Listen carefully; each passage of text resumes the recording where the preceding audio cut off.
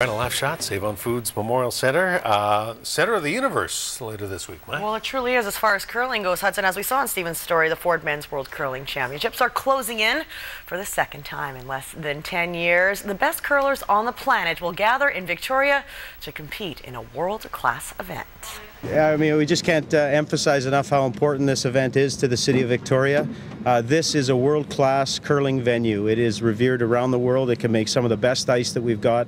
But not only that, once you take the glass out of here, once you put the media booth up, once the lights come up, this is a world-class show. And when you host a world-class curling event, you need to have world-class ice. Hans Wuttrich has ice running through his veins for more than 2 decades. He's been crafting consistent curling surfaces for national and international events, and will have Save on Foods Memorial Center transformed into a pebbled paradise in the coming days. His pursuit is pebbled perfection. Perfect ice is consistency. To Hans Wuttrich, creating curling ice is no laughing matter. I started making ice in 1976. I immigrated from Switzerland to Gimli as an agriculture exchange student, and there was really nothing, when you farm, there was nothing to do in the winter. And everybody said, well, you live here, you got to curl. But not every curler knows the science that goes into making curling ice. You got to just, you have to have a little bit of a knack for it. That's, that's the thing. We shoot the entire ice surface to make sure that it's only within about 3-4 millimeters. So it has to be completely flat before we start.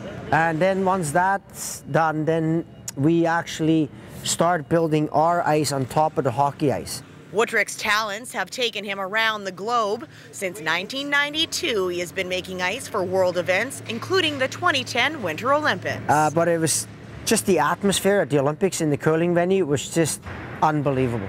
There is still much work to be done to get Save on Foods Memorial Center to Hans's gold medal standard.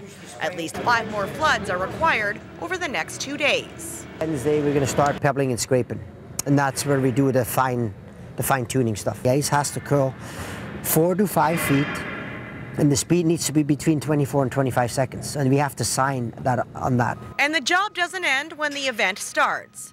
Keeping the ice consistent is Hans' task for the 9-day event. And for this veteran ice maker, his biggest compliment will be silence. That would be the best thing. That for us, that's the best thing. If you don't hear anything about us, things are good. Just like a good referee in a hockey game. If you don't hear anything about him, that's the way it should be. Well, now that pebbled ice has replaced hockey ice, the Victoria Royals are calling Bear Mountain Arena home for the first round of the playoffs. They host the Kamloops Blazers tomorrow and Thursday for games 3 and 4 of their best-of-7 series. Close games in the interior, but the Royals find themselves down 2-0. Puck drops tomorrow at 7:05. Aha, the hardest working marmot in hockey does not sleep come playoff time. Just a short time ago, Marty the Marmot came by our studio to drop off this icy reminder about games 3 and 4 at Bear Mountain Arena. The message, here comes the blue. These ice blocks will be dropped off around the city to spread the word that despite trailing 2-0 in the series, the Royals and their Marmot are far from finished. Yeah, get people a little excited. The buzz needs to be building about the Royals and their playoff run. We're down a couple games in the series, but these guys are by no means out of this playoff. So we're excited about our games at Bear Mountain and hoping we can get all of Victoria behind us in this playoff push. It's about 3,000 seats, and it's going to be loud. We'll have rally towels for all the fans who are going to be coming to the game. So I think it's going to be an unbelievable atmosphere in that arena. Well, a few standing room tickets have been released today, and there will be some last-minute tickets on game day. BC Transit is offering free bus transportation to and from Bear Mountain Arena for anyone with a ticket in hand. Well, home ice has been the difference maker in the BCHL's Island Finals series. The Grizzlies took Game 1 at Bear Mountain Arena, but the Bulldogs responded with a 2-0 shutout Saturday in Port Alberni. Jay Dio stopped 32 shots for the shutout victory, and the game's first star honors. Jordan Cunningham will talk to members of the Bulldogs coming up during Vancouver Island Report.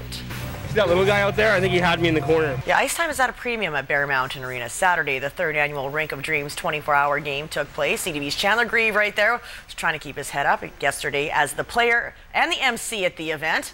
More than $110,000 was raised for the Help Build a Dream Foundation here on Vancouver Island. I lost my nephew Sean years ago. He was just after he turned 3.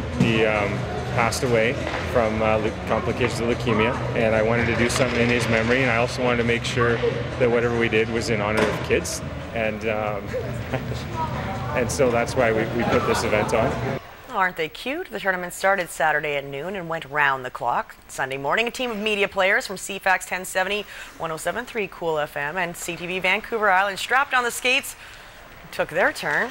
Chandler Grieve, along with camera operator Jason Hallman, teamed up with our general manager, Kevin Bell. We just try to get involved in the community any way we can. It's important. This is grassroots stuff. It's a bunch of guys that I kind of played hockey with years ago that got together and organized all this, and we were just so pleased to support it, and it's our third year. And all of the proceeds from the event will be used to help children with life-threatening conditions, all of them on Vancouver Island.